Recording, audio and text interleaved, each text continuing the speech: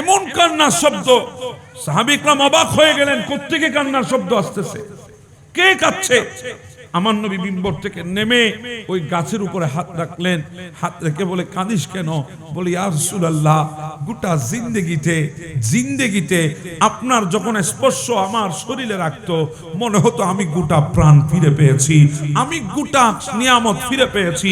আপনার শরীরের স্পর্শে আমার ভেতরে শীতলতা আসতো। আজকে মিম্বরের দিকে আপনি চলে গেছেন, আর আপনার স্পর্শ আমি পাবো না। আমি কি করব? আমার চাইতে জনম দুঃখিত আর কেউ নাই, সেজন্য আমি কাঁদছি। আমার নবী বলে, কাঁদিস না, তোকে রেখে দেব আমার মিম্বরের নিচে দাফন করে, তোকে রেখে দেব। আমি যখন জান্নাতে যাব, তোকেও জান্নাতে নিয়ে যাব। দুনিয়াতে আমাকে খেজুর খাওয়াইতে পারিস নাই, তুই জান্নাতে গিয়ে খেজুর ধরাবি, আমি নবী দুধ থেকে খেজুর খাবো। সুবহানাল্লাহ। তুনে হান্নানা এখনো দাফন আছে মদিনায়। একটা গাছ, ওই গাছের কান্নার শব্দ আমার নবী বুঝে। ওই গাছ কি বলে আমার নবী জানে, ওই গাছে কি চায় আমার নবী জানে।